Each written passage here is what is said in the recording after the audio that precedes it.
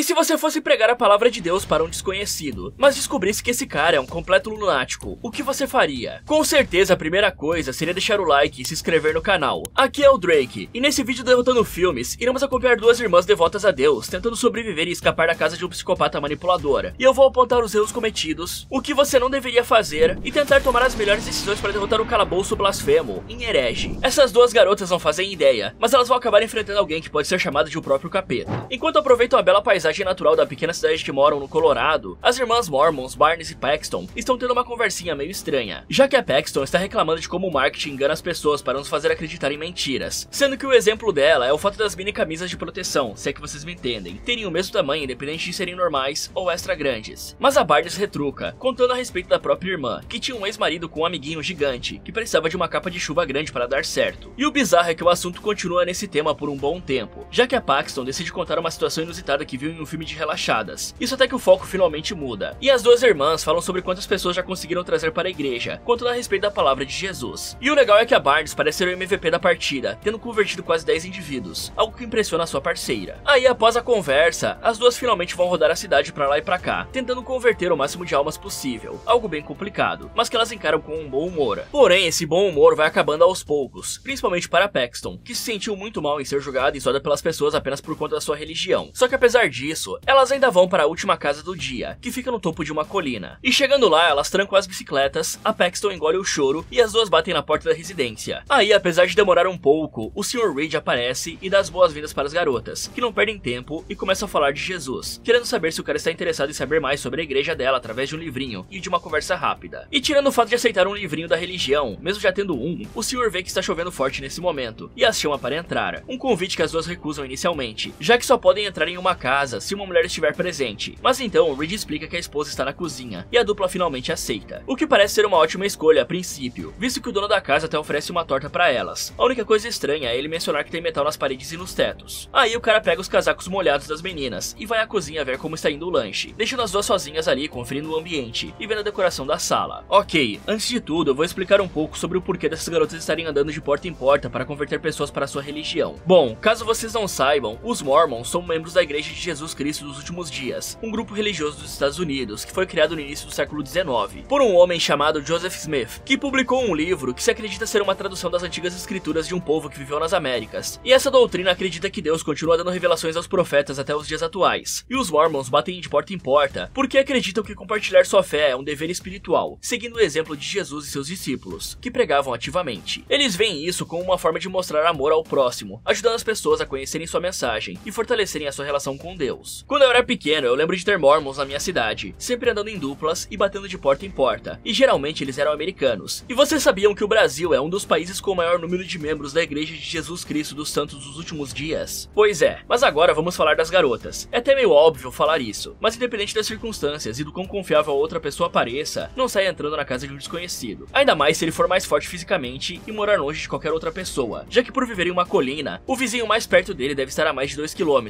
o que é um grande ponto a se levar em consideração quando for visitar a residência de um estranho. Isso se dá pelos motivos mais óbvios possíveis, como não poder ser ouvido caso comece a gritar, ou nem mesmo conseguir correr rápido o bastante para pedir ajuda. Afinal, correr até a casa mais próxima demoraria um bom tempo bastante para que o agressor lhe alcance. Além disso, elas obviamente não deveriam ter entregado os casacos, ainda mais levando em conta que a chave do cadeado provavelmente está nos bolsos da roupa, já que as meninas não guardariam isso na bolsa para conseguir pegar mais rapidamente e com facilidade. E no momento que ouviram o cara falar que as paredes e os tetos têm metal, as duas deveriam ter dado meia volta e saído dali o mais rápido possível. Até porque, para você que não sabe, o metal é um ótimo bloqueador de sinal, que impede que mensagens sejam enviadas e ligações sejam feitas. Além do fato claro de que reforça as paredes a um nível terrível, ou seja, as duas basicamente aceitaram ficar dentro de uma jaula incomunicável. E galera, a todo momento o Reed vai estar testando as garotas, e é por esse motivo que ele fala ter metal nas paredes e tetos. Isso é algo que uma pessoa mais cética ou precavida levaria como um aviso e se perguntaria, por que esse cara está falando isso pra mim? É claro que as garotas não notaram esse detalhe, mas quando você para pra pensar, não tem outro motivo do cara falar isso, a não ser criar um desconforto nas garotas, pois é um aviso de que ao entrar, elas estão aceitando que ficarão incomunicáveis com o mundo lá fora. Uma coisa que as garotas precisam reparar é se a suposta esposa do cara irá voltar com ele após o cara deixar os casacos, e caso ela não volte ou não dê um sinal de vida, como gritar algo da cozinha, essas garotas deveriam inventar alguma desculpa para vazar dali o mais rápido possível, como dizer que parou para checar as mensagens no celular enquanto ele foi buscar o casaco, e viram uma mensagem que chegou antes delas entrarem, falando para voltarem para a igreja por conta de uma emergência. E o certo mesmo era ter exigido que a esposa do cara aparecesse na porta para elas entrarem, independentemente se ela está ocupada ou não. É questão de segurança mínima. Só que as meninas não têm tempo para pensar sobre isso. Afinal, nessa hora, o anfitrião volta da cozinha carregando algumas bebidas e dizendo que a sua esposa está tímida demais para aparecer. E apesar das irmãs dizerem que a mulher precisa estar na sala para poderem conversar, o cara consegue levá-las no papo e inicia um diálogo rapidinho, perguntando de onde elas são e como foram introduzidas à igreja dos Mormons. Aí, apesar da ausência da esposa, os três começam a conversar a respeito da religião e sobre como ela parece estar desaparecendo da cultura moderna. Fora que as meninas também contam de onde vieram e como conheceram Jesus, o que acaba sendo um pouco difícil para Barnes, já que quase tudo aconteceu por conta da morte do pai dela. E nessa conversa, vemos que a garota tem o que parece ser um método contraceptivo no braço, e o Reed parece ter visto também. E ouvindo essas coisas, o cara também revela um pouco da sua curiosidade para saber qual é a verdadeira religião do mundo, algo que faz a Paxton lembrar da Sister Hall, que costuma falar que é sempre importante continuar pesquisando diferentes religiões, pois foi assim que o Joseph Smith, o criador dos Mormons, sentiu que faltava algo nas outras religiões e decidiu criar a própria igreja. Mas o mais surpreendente é que o Reed já parecia saber da história mais famosa sobre o fundador, que diz a respeito da noite em que Joseph estava em casa, quando foi visitado por um anjo chamado Moroni, que lhe ajudou a encontrar algumas placas de ouro escondidas na casa. E nessas placas tinham os textos que se tornaram a base para o livro de Mormon, uma revelação que deixa a Paxton chocada, já que o homem aparenta ser bem culto. Só que ao invés de responder a Paxton, que está animada para falar sobre religião, ele se vira para Barnes e pergunta se elas conseguem adivinhar que tipo de torta a esposa dele está fazendo, algo que a Paxton responde toda animada, dizendo ser torta de blueberry. O estranho é que após isso, o cara pergunta para Barnes como o pai dela morreu, e aí sem jeito, a jovem fala que foi de doença de Lou Gehrig, o que gera um momento bem constrangedor, já que o Reed começa a rir, pensando que ela falou doença de blueberry, e quando finalmente entende que era Lou Gehrig e não blueberry, o cara fica com vergonha e se desculpa, dizendo que sua audição é ruim, e que por conta da torta, ele imaginou que fosse alguma piada. Mas além disso, o senhor pergunta se o falecido tentou entrar em contato com ela alguma vez, e ao ouvir um não, ele parece ficar surpreso. O bizarro é que enquanto a Paxton tenta suavizar o clima, a energia da residência acaba de repente. Mas como o Reed diz que isso é um problema comum da casa, as meninas apenas continuam conversando normalmente, pensando que não tem nada de errado. E o Reed, por outro lado, vê que as irmãs não beberam nada do que ele ofereceu, e se desculpa caso tenha dado algo que elas não podem tomar. Além disso, ele também fica um pouco sério, e questiona se pode fazer uma pergunta bem estranha, que pode ser considerada nojenta. E como elas ficam curiosas para saber o que é, ele acaba perguntando o que as duas pensam sobre poligamia, mais especificamente de um homem com muitas mulheres. Afinal, o mormonismo tem uma antiga polêmica com esse tema, por assim dizer. Mas o que mais intriga mesmo é que nos tempos modernos, foi usada a desculpa da revelação para apagar esse tema da história, porque estava manchando a reputação da igreja. E essa é uma pergunta que parece deixar as garotas um pouco sem jeito. Em resposta, a Barnes explica que naquela época, poligamia era uma missão daquele tempo que tinha como objetivo aumentar o número dos Mormons, que até então era minúsculo, pois um homem tendo várias esposas iria gerar mais bebês para aumentar a comunidade. Fora que na visão dela, isso não foi retirado da igreja por ser nojento, e sim porque deixou de ser necessário. Bom, uma coisa importante de pontuar aqui é que as meninas deveriam ter pedido para ir embora no momento em que o cara disse que a sua esposa estava tímida. Afinal, segundo as regras, elas só podem passar a mensagem se a mulher estiver presente, o que claramente não é o caso aqui. Fora isso, como eu falei antes, elas nem mesmo escutaram a voz dessa tal esposa e nem viram fotos dela por ali. Isso sem contar que é difícil acreditar que essa sala foi decorada por uma senhora. Pra falar a verdade, está mais aparecendo que o Reed deseja mantê-las ali o máximo de tempo possível, puxando assuntos controversos que geram engajamento por parte delas apenas para mantê-las mais tempo na casa. Além disso, é sempre bom lembrar que independente de quem você seja, do que você acredite e do quanto se esforce para ver o bem nas pessoas, coisas como informações pessoais jamais devem ser contadas para pessoas desconhecidas, porque querendo ou não, isso de certa forma faz com que a pessoa tenha um pouco de poder sobre você, ainda mais se for um psicopata maldito que pode usar qualquer pingo de informação para te manipular, o que com certeza será o caso desse senhor um tanto quanto suspeito aqui. Falando mais sobre o psicopata, os assuntos que o Reed entrou com certeza são mais avisos, pois ele mesmo fala que é bom ser religioso e não que ele é religioso. Com certeza o cara falou isso por conta de pra ele a religião trazer um certo balanço para o mundo, pois muitas pessoas pensam que sem a religião o mundo viraria um caos completo e as pessoas não teriam um guia moral para seguir, o que faz bastante sentido, né galera? Já que tendo religião e acreditando em Deus, muitas pessoas matam e fazem atrocidades com outras pessoas. Imagina se elas tivessem certeza de que ao fazer o mal, elas não teriam que pagar pelo pecado cometido no pós-vida. E sabendo que o cara está colocando a crença e a religião delas em xeque, as garotas deveriam perceber essa mudança no assunto, tanto sobre a religião quanto a reação do Reed quando a Baxter contou sobre a morte do seu pai para a doença de Lou Gehrig. Mesmo que Blueberry soe parecido, não faz sentido a garota fazer piada com a morte do próprio pai no meio de uma conversa séria, ainda mais que a esclerose lateral amiotrófica é uma doença que não há cura e é extremamente debilitante, pois ela causa a degeneração dos neurônios motores, levando a fraqueza muscular, dificuldades no movimento, fala e eventualmente a paralisia. Além disso, a risada do Coringa que o cara deu, a queda de energia e o ambiente suspeito sem fotos de família deveriam gerar uma desconfiança maior nas garotas, pois até agora podemos perceber que o intuito do Reed é mantê-las ali o maior tempo possível. Aquela Coca-Cola foi apenas para checar se as garotas eram inocentes o suficiente para aceitar uma bebida na casa de estranhos, escondidos, pois pode ser que não tivesse nada dentro, e sim apenas provasse um conceito para o Reed. E por não terem aceitado, o cara está continuando a testar até onde as garotas estão dispostas a conversar para converter mais uma alma para a igreja. O papo sobre poligamia é uma prova disso, pois o Reed toca em uma parte sensível da história dessa religião, dando a entender que a mesma pode ser manipulada para se encaixar nos padrões que a sociedade exige. Mas continuando o papo sobre poligamia, o Reed diz que em sua visão ceticista, ele teme que na verdade, o Joseph tenha usado essa desculpa para legitimar os seus casos com outras mulheres, já que essas puladas de cerca aparentemente deixaram sua esposa Emma bem chateada, visto que entre essas mulheres existia até mesmo uma menor de idade que trabalhava na casa deles. E aí, após ser descoberto, ele pode ter percebido que tudo iria por água abaixo, se não desse um jeito de contornar a situação. Porém, na visão das garotas, isso parece mais uma distorção da história verdadeira, já que elas não sabem de onde ele pode ter tirado essas deduções. Então, Reed explica que a própria igreja corrobora com essa teoria, usando uma tática cínica de lavagem cerebral para mexer com os fiéis. Afinal, se a revelação de Deus vem através do homem, e o homem é falho e imperfeito, não tem como saber se o que ele fala é verdade. Só que na opinião de Paxton, dá pra saber se é verdade ou não a partir da forma que nos faz sentir. E essa parecia ser a resposta que o cara esperava, já que pra ele é somente e justamente o relacionamento pessoal com Deus que importa. E aí, mudando totalmente de assunto, o homem pergunta qual é o fast food preferido das garotas, sendo que depois de muita discussão, passando por todas as franquias que existem, elas decidem que a Wendy's é a preferida de todos, e também a melhor. E ouvindo isso, o Reed fala que em todos os seus anos estudando teologia, a última coisa que ele queria era encontrar a Wendy das religiões, já que ele estava apenas escrevendo alguns artigos para a faculdade, mas conforme estudava mais e mais, seu relacionamento com Deus foi ficando cada vez mais próximo, e assim ele entendeu que quanto mais você sabe, menos você sabe, pois cada uma das religiões, seitas ou cultos que se afirmavam ser a correta, eram cheias de falhas quando se observava bem, e assim, mesmo sem ser o seu objetivo, ele acabou encontrando a única e verdadeira doutrina. Aí vendo como as meninas parecem desconfortáveis e querem conhecer a esposa dele, o cara sai para ir lá falar com ela. Porém, enquanto estão sozinhas ali, a Barnes percebe que o cheiro de blueberry que deveria vir da tal torta, na verdade vinha da vela que estava em cima da mesa, mostrando que desde o início o Reed estava mentindo. Uma descoberta que deixa a dupla bem desconfiada e faz elas terem vontade de sair dali urgentemente. E aí o Reed aparece nessa hora e fala que a mulher estava finalmente pronta para conhecer as visitantes. Então, na hora em que o cara começa a levá-las até a cozinha, as duas contam uma mentira esfarrapada, dizendo que receberam uma chamada da igreja e que precisam atender imediatamente. Dessa forma, o homem sai de perto para dar privacidade a elas, e as duas decidem que precisam ir embora imediatamente. O problema é que a chave do cadeado das bicicletas tinha ficado no casaco da Barnes, que o Reed levou mais cedo. Só que apesar desse empecilho, as garotas concordam que sair dali e ir embora andando é a escolha certa a se fazer. Mas infelizmente isso não será fácil, pois a porta não abre de jeito nenhum, e ainda por cima parece não ter uma fechadura. E aí, como não podem abrir a porta e nem passar pela mini janela que tem ali, a Paxton tenta ligar várias vezes para a irmã Hall em busca de ajuda. No entanto, a ligação nunca é completada. E para piorar, a energia que tinha voltado alguns minutos atrás cai mais uma vez. E sabendo que não há outra opção, elas decidem ir atrás do Reed na cozinha para pedir ajuda com a porta. Ok, era bem óbvio que algo estava errado com esse cara. Afinal, mesmo sendo um teólogo extremamente estudado e que parece conhecer muito da religião Mormon, ele ainda trouxe as duas garotas para dentro de casa. Uma casa que vale lembrar que é praticamente uma gaiola perfeita. E para piorar, ele mentiu sobre ter uma esposa, o que mostra que as suas intenções vão bem além de apenas falar sobre religião. A parte boa é que agora que descobriram a respeito das mentiras, as meninas podem armar alguns planos de contenção e lidar com esse esquisito da melhor forma possível, pois apesar dele ser fisicamente mais forte, ainda é um 2 contra 1 no final de tudo. E aparentemente ele não suspeita que as duas tenham descoberto suas mentiras, ou o cara não demonstrou isso por enquanto. Por isso seria interessante pegar algum objeto ao redor da casa, ou até mesmo dentro das bolsas para usar como arma, como um spray de pimenta, por exemplo. Hoje em dia esse é praticamente o item obrigatório, ou até alguma decoração da casa. E sim, é claro que nada disso é de fato mortal, porém se o golpe for encaixado perfeitamente na têmpora ou na parte de trás da cabeça, é bem possível que ele apague ou no mínimo fique tonto. Além disso, apesar de não conseguir sair pela porta e nem pela mini janela, as duas ainda podem quebrar o vidro e passar apenas o celular para fora. Dessa forma elas retirariam um bloqueio de sinal e conseguiriam enviar uma mensagem pedindo socorro com os dados de onde estão. Aí o Reed só teria duas opções, ou as finalizava e ia preso, já que a polícia definitivamente apareceria e vasculharia toda a residência até achar os corpos, ou simplesmente ajudaria as garotas a irem embora, reconhecendo que elas não eram presas fáceis. Até porque no momento, tudo que ele fez foi ser alguém muito estranho, nenhum crime foi cometido. Então sendo assim, no máximo as garotas nunca voltariam mais para uma visita. Além disso, eu não quero fazer parecer que elas não estão pensando muito bem. Porém, não existe uma janela normal bem ali atrás da cortina, daria para tentar quebrar esse vidro. Eu só não sei se elas conseguiriam passar pela janela, pois parece que do lado de fora tem algumas colunas de cimento criando uma espécie de grade na janela. É claro que quebrar o vidro poderia fazer barulho, porém tem algumas coisas que as garotas podem fazer para tentar disfarçar o barulho e evitar que o Reed descubra. Uma dessas coisas seria amortecer o impacto do som, com uma almofada do sofá por exemplo, e até combinar isso com uma distração. No caso, uma das garotas seguraria a almofada e gritaria algo para o Sr. Reed, como pedir pro cara pegar um lenço para enxugar as lágrimas, pois a história do pai falecido mexeu com ela. Dessa forma, elas iriam distrair o cara, sem contar que elas também poderiam derrubar alguma coisa para criar mais barulho. Porém, tudo isso precisaria poderia ser extremamente sincronizado com o barulho do vidro quebrando. Fora a ideia de quebrar as janelas para conseguir sinal, as garotas deveriam dar uma olhada melhor nos interruptores da casa, pois parece que eles são uma espécie de timer, que faz as luzes se apagarem de tempo em tempo. Levando isso em conta, pode ser que o mesmo vale para a porta. O problema é descobrir onde está escondido esse timer, ou o controle para abrir a porta. No caminho até a cozinha, elas acabam tomando um pequeno susto ao ver um boneco parado na escuridão do corredor. Mas apesar disso, as garotas ainda chegam onde deveria ser a cozinha, e percebem que na verdade, aquele cômodo estava mais para uma biblioteca com duas portas iguais, uma perto da outra. Então as irmãs encontram um cara, e agradecem a hospitalidade dele, dizendo que está na hora de ir embora, porque foram chamadas de volta para a igreja durante a ligação. Isso deixa o Reed um pouco chateado, já que na opinião dele, a troca de ideias estava indo muito bem. Porém, sem dar muita bola, ele mostra onde deixou o casaco das garotas, e começa a guardar alguns livros. Com isso, as garotas não perdem tempo e pegam os casacos, que é quando elas percebem algo bizarro, já que a chave do cadeado estava no bolso da Paxton dessa vez, sendo que deveria estar no bolso da Barnes. Porém, a dupla prefere ignorar isso, e só pede para ele ajudar a abrir a porta da frente, para que possam sair. Mas o mais assustador é que o Reed diz que aquela porta não abre mais, porque a tranca é baseada em um cronômetro, e infelizmente já tinha passado da hora, significando que só pode ser aberta no outro dia. E apesar de parecer estranha essa situação, ele garante que não há problema nenhum em elas saírem pela porta dos fundos, até porque as irmãs viram a casa pela parte de fora, e podem dizer que essa é uma casa pequena e comum. E além disso, ele também diz que não precisavam ter mentido sobre a ligação para ir embora, afinal elas podem sair quando quiserem. Aí ouvindo isso, as meninas ficam nervosas, e dizem que não mentiram, pois a irmã Hal realmente precisa delas na igreja. Mas em resposta, o Reed as lembra que na hora em que as duas chegaram ali, ele avisou que tinha metal nas paredes e no teto, o que basicamente faz com que toda a casa seja uma caixa anti-sinal de celular. E para tentar deixá-las menos nervosas, o cara fala mais uma vez que as duas podem sair a hora que quiserem. Só que quando a Barnes pergunta qual daquelas portas leva para fora, o Reed pergunta se elas têm uma preferência, algo que deixa as garotas bem desconfiadas, pensando se precisam ter uma preferência. Aí com essa dúvida em mente, a Paxton pede para ela chamar a esposa para que a mulher possa levá-las para fora. E olhando o quão inocente ela parece falando isso, o Reed questiona se elas ainda acreditam que ele tem uma esposa após todas as mentiras que ele contou, e todas as evidências que mostram o contrário, como por exemplo, a vela que foi deixada em cima da mesa, e o fato de não ter nenhum forno nesse cômodo, que nem mesmo é uma cozinha. Ou se na verdade, elas estão apenas cedendo para algo que sabem que é uma mentira, e ele deseja que as duas pensem nisso no contexto da religião delas, dizendo que as garotas acreditam em Deus, porque foram ensinadas desde pequena que Deus existe, e que mesmo tendo dúvidas no decorrer da vida, como por exemplo no caso da Barnes que viu o próprio pai perder o controle do corpo antes de morrer, ela tinha que continuar pensando que tudo isso era um plano divino, e aí mesmo sabendo que era mentira, ela continuou pensando que era verdade, apenas por medo do que aconteceria se não fosse. Bom, aqui um dos principais erros das meninas foi a falta de conhecimento geral básico, porque eu acho que é praticamente uma informação bem disseminada que o metal bloqueia os sinais de celular, e se elas soubessem disso, não iam tentar mentir para o cara e gerar essa situação constrangedora e tensa, fora que talvez o homem continuasse com a defesa baixa e suscetível a ser pego de surpresa se não fosse a mentira. E assim, de maneira alguma, essas garotas deveriam acreditar na história de cronômetro na porta, e de que ele só abriria a porta novamente pela manhã. Elas simplesmente aceitaram isso sem questionar muito. Em vez disso, elas deveriam perguntar como o cara sairia da casa se uma emergência acontecesse, tipo um incêndio, dando a entender que isso era algo que elas poderiam fazer. E mesmo que o cara confie cegamente que a sua casa com metal nas paredes bloqueia todo tipo de sinal, as garotas poderiam falar que encontraram um ponto próximo da porta ou das janelas, e conseguiram fazer a chamada. Além disso, todo esse papo que ele está falando parece muito algo com que ele já vem pensando e planejando há muito tempo, o que é bem perigoso, e mostra que se as meninas continuarem fazendo o que ele fala, é bem possível que nunca mais saiam dali. Sendo assim, ao invés de entrar no jogo do cara e continuar discutindo ideologias com ele, a melhor escolha para a dupla seria cada uma delas ir para um lado diferente, pegar um objeto massivo e então atacar o psicopata, pois assim ele teria que escolher se defender de uma delas, e daria oportunidade para a outra acertar um golpe decisivo. O problema é que parece que as garotas estão cada vez mais caindo nas manipulações psicológicas do Reed, principalmente a Paxton, que parece ser mais suscetível a isso. O que elas não sabem é que logo o Reed irá testar se a fé de ambas é real. Então ele revela ter colocado a vela em cima da mesa de propósito, para que elas pudessem pensar nas coisas em que acreditam apenas porque alguém pediu para que acreditassem. Só que as meninas estão tão assustadas que não ligam para essa filosofia. Tudo o que desejam é ir embora. Aí a Barnes confirma mais uma vez com ele se não há nenhum problema em ir embora pelas portas que estão ali. E as garotas decidem ver para onde elas levam, sendo que infelizmente parece que as duas vão para um porão escuro. E vendo que as irmãs estavam com dúvidas do porquê as portas iam para o porão, o Reed diz que por morarem em uma colina, elas precisam descer caso queiram sair, mas por saberem que a situação não está indo nada bem, as jovens dizem que seria melhor o cara ajudá-las a ir embora. Afinal, por terem hora para voltar para a igreja, alguém perceberia o sumiço e viria atrás, já que as casas visitadas são escolhidas a dedo por um missionário, fora que a Paxton também de ser passada por um policial no caminho até ali. Aí, vendo que as meninas realmente estavam com muito medo, o Reed fala que vai ajudá-las a sair dali. Para isso, ele as coloca de pé em frente a uma mesa, e diz que as duas vão precisar refletir profundamente, e tomar uma decisão sincera. Então do nada, ele pega uma caixa do jogo Monopoly, e coloca em cima da mesa, perguntando se elas já jogaram alguma vez. E aí, ao mesmo tempo que coloca um disco do The Hollies para tocar, ele mostra que é o maior fã do Monopoly, e conta que esse jogo é publicado em 47 idiomas, e vendido em mais de 144 países, sendo que toda a história ele já foi jogado por mais de 1 bilhão de pessoas, e provavelmente concluído por apenas uma fração desse número na opinião do Reed, algo muito parecido com a Bíblia Sagrada, que muitas pessoas apenas começam e nunca terminam de ler. E ao terminar de falar sobre Monopoly, o cara começa a falar sobre o The Landlord Game, que é basicamente um Monopoly feito antes do Monopoly, que o Reed faz questão de falar que foi criado por uma feminista americana, chamada Elizabeth, que nem imaginava que 30 anos depois, um vendedor de aquecedores pegaria toda a base do seu jogo e venderia o conceito como se fosse dele, se tornando o primeiro multimilionário dos games, enquanto que a coitada da Elizabeth morria na pobreza. E o cara explica que está falando sobre interações, porque nessa noite ele fará uma afirmação perturbadora, que as deixará doentes ou querendo morrer. Nessa hora, a música para, e ele vai colocar para tocar mais uma vez, dando oportunidade para Paxton usar o celular para perguntar se deveriam correr, o que a Barnes nega. Aí então, o Reed volta e pergunta se antes dessa noite algumas delas já haviam escutado essa música, e ao ver que não, ele discorda, dizendo que na verdade elas já escutaram muitas e muitas vezes. Só que ao invés de continuar falando disso, ele muda de assunto, e explica que existem 3 grandes religiões monoteístas: o judaísmo, o islamismo e o cristianismo, com o judaísmo sendo a edição original, o cristianismo a edição mais popular, e o islamismo a segunda mais popular, e que após 800 anos veio o mormonismo, que seria a edição maluca e regional, ou seja, todas elas são iterações do mesmo material, assim como a música que está tocando agora é a versão anterior a Creep do Radiohead, que com certeza as duas já escutaram antes. E o legal dessa história é que a banda The Rollies tentou processar o Radiohead por plágio, porém o Radiohead provou que a música do The Rollies também se inspirava em uma outra, e assim conseguiram ganhar a causa. Ah, e ironicamente, mais tarde o Radiohead também tentou processar a Lana Del Rey por plagiar Creep em Get Free, ou seja, as iterações nada mais são do que um plágio modificado que é feito para ser mais popular do que a original. E mesmo sendo a religião original, teoricamente falando, o judaísmo é praticado por apenas 0,2% da população mundial. Isso tudo porque não sabe se vender. Ao contrário dos Mormons, por exemplo, que enviam pessoas para as ruas na intenção de converter alguém, algo que pode ou não dar certo. E o que ele fez ao convidá-las para dentro da casa foi uma forma de venda também. Afinal, o que ele deseja é falar para elas sobre uma ideia. Com isso dito, ele apaga as luzes da sala e começa a discursar sobre como todas as religiões são interações de histórias antigas, pois 1000 anos antes de Jesus já havia contos sobre alguém nascendo de uma virgem para ser o salvador ou coisa assim, como por exemplo o Mitras, o realizador de milagres, o Horus, que caminhou sobre a água e foi crucificado e teve 12 discípulos, e o Krishna, o carpinteiro nascido de uma virgem. Na verdade, só na sala em que estão, existem pelo menos 12 representações dos deuses que nasceram em 25 de dezembro e vieram antes de Jesus, algo que torna impossível não pensar na influência que uma história exerceu sobre a outra. E isso é terrivelmente assustador, mas a explicação do Reed ainda não acabou. Por isso ele pega um giz e escreve crença na porta da esquerda, dizendo que se Deus é real, ele é terrível por só nos ajudar quando imploramos e por odiar os gays apenas por serem aquilo que foram feitos para ser. Já na outra porta, ele escreve descrença e fala que se Deus não existir, nós somos apenas formigas procurando por respostas em um universo imensurável. Duas opções que, segundo o Reed, são aterrorizantes. Bom, tá bem claro aqui que esse cara é tipo um Batman do mal, com planos criados meticulosamente e se baseando completamente em estudos sociais, que podem servir de parâmetro para dizer como as pessoas costumam agir em tais situações. Isso fica cada vez mais preocupante, pois ele não parece apenas querer finalizar as meninas. Isso parece também com algum tipo de lavagem cerebral que tem como objetivo avalar completamente a crença delas. Ou seja, dá pra dizer que ele é um clássico sádico, que quer ver alguém chegar ao fundo do poço, já que pra mim, essas portas são apenas um teste para saber se depois de todo esse discurso, as garotas continuam com a sua fé inabalada, ou se ele conseguiu plantar uma semente de descrença dentro da cabeça delas. E por incrível que pareça, isso pode ser a oportunidade necessária para as garotas pegarem ele de surpresa e o golpearem diretamente em uma área crítica como o pescoço ou a região abdominal, mais especificamente perto do estômago. Para isso, será necessário entrar de cabeça no jogo dele e dar a falsa sensação de que o cara realmente está ganhando, convencendo-as de que a religião realmente é da forma que ele está apontando. Entrar no jogo do psicopata talvez seja a chave para criar uma abertura e realizar o ataque. O único problema é que se a encenação não for boa o bastante, o cara pode perceber algo de errado e simplesmente deixá-las ali embaixo para morrer de fome, algo que na minha opinião é bem provável de acontecer se ele se sentir ameaçado. Além disso, pode ser que aquela cortina grande atrás das garotas dê para uma janela, e isso também poderia ser uma possível rota de fuga no futuro. Então, enquanto o Reed estivesse fazendo todo o seu monólogo sobre religião, uma das garotas, por exemplo a Barnes, deveria ficar questionando os pontos que o cara apresenta, praticamente entrando em um debate com ele e tirando a atenção da Paxton. Essa, por sua vez, estaria procurando por pontos para fugir, como levantar a cortina discretamente, ou possíveis armas para utilizar. Fazer isso seria utilizar a vantagem de estarem em maior número, isso sempre deve ser usado a favor delas. E bom, também é interessante explicar sobre as interações, até porque não é todo mundo que já ouviu essa palavra na vida, né? E bom, talvez essa seja uma forma clássica e genérica de explicar o tema, mas imagine que você está fazendo um bolo. Além dos ingredientes necessários, também precisa seguir um passo a passo, como quanto tempo deixar no forno, quais materiais colocar primeiro e etc. Para um projeto ou ideia, as iterações são algo parecido, um ciclo de planejamento, desenvolvimento, teste e avaliação. De maneira simples, você vai pegar um projeto, analisá-lo e criar um outro produto a partir do modo de preparo. Foi o que aconteceu com o jogo Monopoly, onde todas as bases do jogo vieram de outro. Então ele lê a frase: ou a igreja é verdadeira ou é uma fraude, não há meio termo, é a igreja e o reino de Deus ou não é nada. E pergunta se as meninas concordam com a afirmação, mas como não recebe nenhuma resposta, ele diz que isso foi dito pelo 15º presidente Mormon, algo que faz as garotas concordarem com a frase na hora. E aí, com isso dito, ele fala que elas precisam escolher a porta baseada completamente na própria fé, ou seja, crer ou não crer, já que na opinião dele, todas as 10.000 religiões que existem atualmente são uma farsa capitalista igual aos jogos do Monopoly. Aí, vendo que o livro de Mormon foi jogado no chão pelo cara durante a explicação, a Barnes vai até lá recolhê-lo, algo que faz ela perceber uma ferramenta pontiaguda ali perto. E nervosa com toda essa situação, a Paxton apenas sugere que as duas entrem imediatamente na porta de descrença, pois acha que o cara quer apenas fazê-las perder a fé e sair na razão. Porém, a Barnes não acredita que o Reed vai deixar ela sair apenas porque elas admitiram que ele está certo. Afinal, ela acha que ambas estão sendo estudadas com base no que vão escolher. Aí a jovem diz que todo o discurso dele sobre as crenças é sem sentido, já que ele não levou em conta várias milhares de coisas que rodeiam esses dados, e chama a Paxton para sair com ela pela porta da crença, já que as duas ainda creem em Deus. E em resposta, o anfitrião não fala nada, nem mesmo rebate os argumentos da Barnes, apenas as deixa irem embora e fecha a porta. Aí as garotas ligam a lanterna do celular e começam a descer as escadas do porão até acharem uma pequena sala, com uma mesa no centro. Aí, sabendo que as únicas opções são fugir ou morrer ali, a Barnes tenta usar a mesa para sair pela pequena abertura no teto, algo que não dá certo, já que tinham grades à janelinha, e ela também mal conseguia alcançar a janela. Enquanto isso, ela também explica para Paxton que de agora em diante, sempre que o Reed aparecer com um ponto filosófico, elas precisam contestá-lo de qualquer forma, para mostrar um tipo de desafio intelectual, já que isso vai ganhar algum tempo. Então, assim que ela consegue arrancar um pedaço de madeira com pregos da janela, elas escutam que o cara estava descendo. Por isso, a Barnes tira do bolso a ferramenta pontiaguda que estava na biblioteca e entrega para Paxton, dizendo que no momento em que ela dissesse uma palavra mágica, a garota precisa atacar de surpresa e finalizar o homem, ao que a Paxton concorda, apesar de se sentir um pouco insegura com o plano. Nessa hora, a porta se abre e uma mulher aparentemente fraca e coberta de panos entra ali, segurando uma torta de blueberry. Aí ela coloca a torta em cima da mesa e se ajoelha numa posição bem estranha, deixando as garotas com ainda mais medo. Além disso, do nada, a música Creep começa a sair do alto-falante que tem ali embaixo, e percebendo isso, a Barney sobe as escadas e olha por baixo da porta, vendo assim uma caixa de fósforos a poucos centímetros de distância. Então a música para de tocar de repente, e o homem diz para elas que aquela mulher que está agachada é na verdade uma profetisa real de Deus, e que a razão de ter chamado as meninas para esse santuário era porque um verdadeiro milagre aconteceria ali, com a dupla de irmãs sendo testemunha. E basicamente o milagre seria a ressurreição, pois a torta está envenenada com uma mistura de acônito e beladona, fazendo com que a profetisa perca a vida após comê-la, sendo que as jovens estão ali justamente para confirmar a morte e testemunhar o renascimento. Aí, com isso dito, a mulher engole alguns pedaços da torta e cai apagada, com a morte sendo confirmada pela Paxton, através da falta de pulsação e respiração. Só que nessa hora é possível ouvir a campainha tocando, e o Reed então fala que já volta, o que acaba sendo a oportunidade perfeita para as meninas pedirem ajuda. Por isso elas sobem rapidamente, e começam a gritar assim que acham que a porta da frente foi aberta. Porém o Reed apenas fecha a porta da biblioteca, e nenhum som é capaz de passar. E agora é uma boa hora para mencionar que como as garotas não voltaram para a igreja depois de terminar as visitas, um dos missionários líderes decidiu sair batendo de porta em porta, em todas as casas que as meninas deveriam visitar ou tinham que visitar no dia, para ver se elas estavam por ali. E claro que a última casa seria a do Reed. Bom, é claro que não existe qualquer chance de que elas consigam chamar a atenção gritando por dentro dessa casa, afinal está cheio de metal nas paredes, isso bloquearia até mesmo uma caixa de som no máximo. Mas a sorte delas é que ali também tem uma pequena janela que dá direto para o lado de fora, e se quebrarem aquela janela, existe uma chance bem maior de serem escutadas, ou melhor dizendo, a única chance. Só que infelizmente nem tudo são flores, e aqui vem a má notícia. Porque mesmo que elas usem aquela madeira para quebrar o vidro e a proteção da janela, apesar de terem mais chances de serem ouvidas e gritarem pela janela, as chances também não são grandes. Primeiro porque obviamente a distância entre a parte de trás da casa e a parte da frente é bem grande. Só que o maior problema mesmo é a neve. Isso porque a neve serve praticamente como um isolante natural de som, o que junto com a baixa temperatura, que diminui a velocidade do som, faz com que as condições fiquem terríveis para as meninas. Porém, uma coisa boa disso tudo é o fato delas terem conseguido arrancar aquele pedaço de madeira com pregos lá de cima. E com isso em mãos, mesmo sendo mais fracas fisicamente, elas podem usar os números a seu favor e de alguma forma tentar golpear o psicopata. E galera, uma coisa que as garotas nem tentaram foi conversar com a suposta profetisa e tentar entender por que ela estava ali na casa do Reed. É claro que elas teriam que fazer isso em um tom baixo para o cara não escutar o que elas estavam falando, visto que o porão parece ter sido desenvolvido de uma forma onde a acústica é amplificada diretamente para a biblioteca, que faz tudo que é falado lá embaixo reverberar para o Reed que está na biblioteca escutando. Então, conversando com a profetisa e tentando trazê-la para o lado das garotas, elas poderiam convencê-la a atacar o Reed em conjunto, em vez de comer uma torta envenenada. Além disso, aqui vai uma explicação rápida do porquê da mistura de aconito e beladona pode ser mortal. Bom, basicamente o acônito contém aconitina, que pode causar paralisia, arritmia cardíaca e a morte. Já a beladona contém atropina e escopolamina, que podem causar alucinações, taquicardia e confusão mental. Em resumo, se essas plantas forem ingeridas, é preciso ir correndo para o médico, já que pode ser algo fatal. Percebendo que não seriam escutadas, as garotas mudam de plano e começam a puxar o tapete para ver se conseguem pegar o fósforo e fazer fogo para chamar a atenção. E em paralelo a isso, o Reed está conversando com o missionário e explicando que ninguém passou por ali. Na verdade, ele até mesmo se oferece para ligar para a polícia, algo que parece acabar com as dúvidas do crente, fazendo com que ele se despeça para ir embora. Aí, tendo conseguido espantar o cara, o Reed volta bem na hora em que as duas estavam alcançando os fósforos. Por sorte, o missionário volta a apertar a campainha e chama o psicopata de volta para fora do quarto. Assim, elas pegam alguns palitos, já que a caixa era muito grande para passar pelo buraco, e voltam para a sala onde estava o cadáver. E o bizarro é que a Paxton fica assustada, dizendo com certeza de que o corpo se mexeu. Porém, a Barnes não acredita nisso e diz que o foco delas no momento deve ser sair dali. Sendo assim, elas começam a tentar tocar fogo em uma blusa na ventilação para chamar a atenção com fumaça. Mas mal sabiam elas que a essa altura, o missionário já tinha ido embora, pois tudo que ele queria era oferecer um livrinho dos Mormons para o Reed. E o pior de tudo é que na hora em que elas conseguem acender um fósforo, a profetisa aparece viva atrás delas e vomita sangue no fogo. E como se isso já não fosse assustador o bastante, ela começa a falar algumas palavras que supostamente têm a ver com a experiência no pós-vida. Só que assim que ela fala não é real, o Reed aparece ali embaixo e a leva de volta para cima. Então ele volta para o porão e diz que uma delas tem um grande segredo e está mentindo desde que chegou ali. Até porque o fogo reage diferentemente para cada uma delas. E sem se importar com o fato delas terem tentado fugir, o cara pergunta o que elas testemunharam e começa a anotar os relatos. Mas enquanto a Barney se nega a falar qualquer coisa por achar que é tudo baboseira inventada, a Paxton diz que a profetisa falou de um condutor, que provavelmente significa anjo. E essa informação deixa o Reed muito animado, dizendo que agora que sabe disso, ele pode mostrar Deus para as garotas, se elas estiverem dispostas a morrer por um curto período de tempo. Isso faz a Barnes dizer que agora tudo faz sentido, e que desde o início ele queria convencê-las a morrer por vontade própria, até porque tudo aquilo foi apenas um truque de mágica criado pelo cara. Só que como não consegue especificar o que foi feito, ela apenas começa a contar uma história de quando morreu por algum tempo na infância em um incidente no Taco Bell, e teve que ser ressuscitada no hospital. E o ponto é que enquanto estava morta, ela experienciou as mesmas coisas que a profetisa falou, pois quando o cérebro fica sem oxigênio, a mente cria coisas inacreditáveis. Por isso, a possibilidade mais correta é que o cara vinha mantendo aquela mulher à beira da morte há um bom tempo, para ficar alucinando sobre o pós-vida e servir como um fundamento de qual é a verdadeira religião. Mas ao invés de tentar retrucar a garota, o Reed começa a andar pra lá e pra cá, falando sobre como nós só conseguimos nos lembrar de certo evento apenas uma única vez, porque depois dessa vez, nós nos lembramos sempre da própria lembrança, e não do evento em si. Só que como não estão nem aí pra isso, a Barney chama a atenção do cara e dá a chance da Paxton se aproximar por trás para golpeá-lo. Porém, antes que a menina consiga fazer isso, o Reed golpeia a garganta da Barnes com um estilete, fazendo com que a Paxton saia correndo pra cima, completamente aterrorizada por ter visto sua amiga ser finalizada. No entanto, como a porta do porão está trancada, ela volta para baixo e vê o Reed sentado ao lado do corpo da Barnes, dizendo que em poucos momentos a jovem ressuscitaria, o que infelizmente não acontece. E aí, como desculpa, o homem faz um corte no braço da menina e retira o que ele diz ser um implante responsável por impedir a ressurreição. Aí ele entrega o objeto para Paxton e se desculpa, dizendo que a amiga dela é um programa e que infelizmente não estará voltando dos mortos. E vendo que a garota está confusa, ele fala sobre o conceito filosófico do sonho da borboleta e a chama para se sentar na mesa. Com isso feito, ele explica que em sua opinião, nós vivemos em uma simulação avançada, só que justamente por ser tão avançada, o fogo reage diferentemente quando fica perto de pessoas reais e de NPCs, por conta de problemas de renderização, que era o caso da Barnes. E o que ele quer dizer com isso tudo é que ao contrário da outra garota, a Paxton conseguiria voltar dos mortos. Aí, se lembrando o que a Barnes disse anteriormente, a Paxton começa a rebater a ideia do Reed, dizendo que existem furos nessa teoria. Afinal, aquele implante era apenas um anticoncepcional, e não um chip de NPC. Algo que parece estranho para o Reed, já que não existem Mormons que tomem anticoncepcionais. Apesar disso, a Paxton diz que a hipótese da simulação parece muito furada, e não pode ser testada. Algo que o homem concorda, já que como qualquer outra crença, é preciso apenas crer. E sabendo disso, a Paxton diz que não acredita em nada disso, pois pensa que algo deu errado nessa noite, e desde então o cara vem tentando convencê-la dessa teoria maluca. Fora isso, ela diz que no início até acreditou no tal milagre, porém depois começou a pensar bem, e percebeu que na verdade, o mais provável é que os corpos foram trocados de alguma maneira, e não que a profetisa estivesse alucinando em uma experiência de quase morte. Então, com isso dito, ela fala que o cara provavelmente já sabia que o ancião tocaria a campainha em algum momento, e estava preparado para isso. Afinal, as garotas com certeza tentariam subir e pedir ajuda, sendo que foi nessa hora em que os corpos foram trocados de alguma forma, até porque na hora em que voltaram para baixo, ela percebeu que apesar de parecida, a cabeça da profetisa não estava numa posição igual a que ela tinha deixado. E a possibilidade mais provável é que uma mulher igual a que morreu apareceu ali através de uma porta escondida, levou o corpo e tomou seu lugar à mesa. Fora que ao final do discurso, aquela primeira profetisa disse que algo não era real, provavelmente tentando alertá-las de que o milagre não era real. Ok, aqui existe uma informação muito importante, pois se o corpo realmente se moveu, a única possibilidade existente é que alguém esteve ali e mexeu na profetisa. Afinal, após a morte, o corpo passa pelo processo de rigidez cadavérica, que pode dar a impressão de estar se mexendo, mas não tem realmente a capacidade capacidade de fazer um corpo se mexer, e levando isso em consideração, é possível afirmar que alguém entrou ali e mexeu na profetisa, ou melhor dizendo, tomou o seu lugar. Até porque, falando realisticamente, ressurreição não existe. Por isso, as únicas formas do Reed mostrar a profetisa voltando à vida seria trocando a pessoa que faz o papel, ou mentindo sobre o que tinha na torta, pois ao invés da Belladonna e do acônito, poderia ter alguma substância química que causa diminuição cardíaca e a suavização da respiração. Afinal, as garotas estavam bem agitadas e nervosas, o que provavelmente impediria a Paxton de medir com precisão a situação da profetisa. Então, a profetisa nem precisava realmente parar de respirar, só era necessário diminuir bastante para passar pela percepção de uma pessoa nervosa e sem muita experiência. Por isso, as garotas deveriam confirmar se existe ou não um pulso no cadáver após terem voltado para baixo, pois se houvesse, é certeza de que no mínimo a torta não estava envenenada, ou de que alguém tomou o lugar da profetisa anterior, significando que ali embaixo existe uma passagem escondida, que podia ser a saída da dupla para fora desse inferno. E essa tentativa de chamar a atenção usando fumaça é completamente idiota, até porque uma blusa jamais faria fumaça o bastante para ser enxergada de tão longe, sem contar que teria a chance dessa fumaça acabar sufocando as garotas ali dentro. E bom, o maior erro das meninas foi esperar tanto para fazer o ataque, afinal, como eu disse, mesmo estando em desvantagem física, elas têm a vantagem em números. E levando em conta que a Barnes podia pegar aquela madeira para que as duas tivessem uma arma mortal, o mais seguro aqui era usar essa vantagem e atacar com tudo, quando o cara menos esperasse. Isso seria justamente no meio do discurso dele. Aliás, independente do Reed ter ou não finalizado a sua amiga, a Paxton deveria ter aproveitado a chance rara e ficar no ponto cego do homem, e atacado quando pôde. Até porque, era impossível que ele cometesse o erro besta de deixar a porta destrancada na hora de descer, fora que julgando pelo corte raso que a Barnes levou, é até bem possível que ela ainda pudesse ser salva, se os primeiros socorros fossem feitos da maneira correta. E os primeiros socorros nesse caso aqui, seriam tentar enrolar algum tecido sobre o corte, com uma manga da roupa, para fazer o melhor possível para conter o sangramento. E como a Paxton não tinha nada de curativos ali, o melhor a se fazer era atacar o Reed no momento em que ele atacou a Barnes para deixar o cara incapacitado, e depois tentar salvar a sua amiga o mais rápido possível. E ela teria que fazer nessa ordem para garantir que não seria a próxima a ser atacada pelo Reed, e levando em conta que o cara estava de costas, não seria muito difícil. Aí ouvindo a teoria da garota, o cara permite que a Paxton procure por essa tal porta escondida e prove o seu ponto, que é exatamente o que ela faz ao perceber que por conta da goteira ali embaixo, era para estar cheio de água no chão, e como não está alagado, ela move a mesa de lugar e encontra uma passagem secreta. Porém, o Reed não parece nervoso com isso. Na verdade, ele até mesmo age como se já esperasse por algo assim, e pergunta se ela entrará para ver se o cadáver da profetisa está lá dentro. Porém, ele alerta que ela não deve entrar, a menos que esteja preparada para descobrir qual é a verdadeira religião. E apesar de ouvir isso, ela ainda desce e encontra o corpo sem vida da profetisa, provando seu ponto. Então, o Reed fecha a passagem e faz a Paxton andar pelo corredor que tem ali embaixo. Dessa forma, a menina passa por vários materiais religiosos e históricos até chegar em uma porta que foi trancada usando o cadeado das bicicletas. Aí mesmo estando assustada, ela destranca o cadeado e atravessa a porta, chegando assim em uma sala onde tinham algumas mulheres iguais à profetisa trancadas em jaulas de ferro. Nesse momento, o Reed aparece ali com um sorriso no rosto e pergunta se a Paxton descobriu qual é a única e verdadeira religião. E aí, mesmo estando nervosa, a Paxton relembra tudo o que aconteceu desde que chegaram ali, pois naquele momento em que ele pegou os casacos e foi supostamente falar com a esposa, na verdade o cara tinha pegado a chave delas para ir destrancar o cadeado e esconder as bicicletas. Afinal, ele já sabia que o ancião viria atrás delas. Depois disso, ele colocou o cadeado no casaco da Paxton e mandou uma das profetisas trancar a porta dessa sala secreta com um cadeado. Tudo isso para mostrar que o único motivo da Paxton estar ali nesse momento é porque ele quis assim. Ou seja, ela não está ali porque escolheu estar, mas sim porque ele a fez escolher estar ali. Afinal, a única religião que existe é o controle, o que é meio complicado, né? Só que basicamente o que ela quer dizer é que ela foi manipulada a fazer todas as escolhas que fez até agora. E o Reed fica bem feliz ao ouvir isso, pois conseguiu provar o seu ponto de que a religião é apenas um sistema de controle de massas, assim como todas essas mulheres que escolheram estar presas em gaiolas, e a profetisa escolheu comer a torta envenenada. Tudo foi feito apenas pela fé cega, e a sua única razão de mantê-las nesse estado, com fome e com frio, é a mesma razão pela qual as outras igrejas vão para o Haiti pregar. É mais fácil manipular alguém que está em um estado vulnerável e perdeu tudo. A Paxton, por exemplo, está ali porque a ideia dos outros influenciou cada uma das suas decisões que ela tomou ao longo dos anos, desde que ela nasceu, e até mesmo a entidade que ela adora foi algo imposto a ela. Aí no momento em que ele se aproxima bastante, se sentindo vitorioso, a Paxton usa aquele objeto pontiagudo, golpeia a garganta do Reed e sai correndo. Ok, inegavelmente a Paxton foi ligeira e lidou com a situação da maneira que pôde, só que mais uma vez ela hesitou quando não podia, pois no momento em que acertou o golpe na garganta, ela deveria ter aproveitado esse momento de vulnerabilidade do Reed e golpeado mais algumas vezes até conseguir finalizá-lo, pois só dessa forma sua fuga seria completamente garantida. Afinal, pelo que ela sabe até agora, a casa só tem uma saída e ela ainda não aprendeu como abri-la, então finalizar o Reed garantiria que ela teria tempo para descobrir como abrir a porta. E assim galera, eu não sei se libertar as profetisas seria uma boa nesse momento, já que elas podem estar com a mente tão abalada a ponto de acharem que o Reed é uma espécie de salvadora, e por isso elas podem acabar atacando a Paxton por ela tentar finalizar o Reed. Ela até poderia conversar com as mulheres presas para tentar descobrir se elas estão lúcidas ou não, para saber se poderia libertá-las ou não, sem contar que aquele golpe dela com certeza não vai acabar com o cara instantaneamente, e ele vai conseguir perseguir a garota pela casa mesmo ferido. Dessa forma, ela não perde tempo e vai correndo até a biblioteca, onde usa uma mesa para travar a porta do porão. Só que com isso feito, ela percebe que o único local por onde pode ir é justamente o porão em que está o corpo da Barnes. O único problema é que ao descer, ela acaba sendo pega de surpresa e golpeada na barriga pelo psicopata, que está quase morto a essa altura, mas ainda não desistiu de acabar com a garota. Aí, vendo que estão completamente ferrados, o Reed pede para ela orar pelos dois, e em resposta, a Paxton diz que orações não funcionam, até porque já foi feito um teste chamado Grande Experimento de Oração, onde pessoas enfermas foram separadas em dois grupos, um que recebia oração e outro que não recebia. E bom, o resultado acabou mostrando que o grupo que recebia a oração não estava nem um pouco melhor que o outro, deixando claro que as preces não servem para nada. Porém, apesar disso, ela diz que acha lindo o fato de desejar o bem para alguém, e começa a orar por eles. Isso tudo enquanto o Reed se arrastava para perto dela. O mais surpreendente é que na hora que o cara estava prestes a finalizar a garota, a Barnes usa o seu último respiro de vida para finalizá-lo com um golpe na cabeça, usando aquele pedaço de madeira com pregos. E parece que depois disso, a Barnes infelizmente não sobreviveu. E sabendo que precisa da ajuda imediata por conta do golpe que levou, a Paxton corre para a biblioteca, pega uma chave que estava escondida na mini réplica que o cara tinha da própria casa, e consegue escapar por aquela janelinha que tinha no porão. Assim que sai, ela consegue sinal no celular, e até mesmo vê uma borboleta na sua mão, sendo que antes a Paxton tinha falado que após morrer, ela gostaria de voltar como uma borboleta e pousar na mão das pessoas que ela amava. Porém, essa borboleta aparentemente era só uma alucinação da garota, por conta da perda de sangue devido ao golpe que ela levou. Bom galera, esse final é praticamente um conceito de milagre, já que esse último ato da Barnes pode ser interpretado como um triunfo do altruísmo e da conexão humana, sobre todo o controle e manipulação que o Reed tentou aplicar nas garotas desde o início. Porém, ele pode ser interpretado de duas formas, uma cética e uma religiosa. O milagre, no caso, seria que a oração da Paxton de alguma forma funcionou. Isso fez a Barnes levantar para golpear o Reed e livrar a garota do que o cara estava prestes a fazer, que no caso era finalizar a garota ali mesmo, o que seria praticamente uma ressurreição momentânea. Já a parte cética seria que o corte que o Reed fez anteriormente não foi profundo o suficiente para causar uma hemorragia grave e acabar com a vida da garota, já que ele foi feito de longe e com um estilete que por ser pequeno e fino poderia causar um corte menor. Por isso, a Barnes apenas ficou enfraquecida durante esse tempo todo e no fim teve forças para salvar a sua amiga, pois um corte profundo nessa região faria a pessoa ir de base de 2 a 5 minutos sem uma ajuda médica. E a justificativa para ela ter dado esse golpe final seria que ela viu a Paxton finalmente lutando contra o Reed, e isso pode ter despertado o instinto de sobrevivência da garota, fazendo com que ela tivesse um pico de adrenalina, dando aquele último impulso de força para conseguir golpear o Reed e finalizá-lo de uma vez por todas. E a borboleta no final carrega um simbolismo muito forte. Ela representa a liberdade de escolha que todos nós temos, mas também o peso das decisões que tomamos ao longo da vida. No contexto da história, ela nos lembra que não precisamos aceitar tudo como uma verdade absoluta, seja pela fé cega ou pelo ceticismo extremo. Talvez o verdadeiro aprendizado está em encontrar um equilíbrio entre questionar e acreditar, usando a razão e a intuição para guiar nossas escolhas. Assim como a borboleta pousa delicadamente, as nossas crenças também devem ser leves, maleáveis e abertas à mudança, permitindo que sejamos críticos, mas ainda assim capazes de acreditar em algo maior, seja nos outros, em nós mesmos ou no que escolhemos chamar de fé. Fala galera, esse foi como derrotar herege. Você acha que conseguiria sobreviver? Me contem nos comentários. E se você estivesse em um país invadido por alienígenas e precisasse sair de lá rapidamente, o que você faria? Quer saber como esses dois vão tentar escapar? Então clique aqui nesse vídeo, ou aproveite para ver outras sugestões do Derrotando Filmes. Muito obrigado por assistir, e lembre-se sempre de uma coisa, mudar e evoluir é sempre bom, porém não se deixe ser manipulado por qualquer tipo de ideal que alguém te apresentar.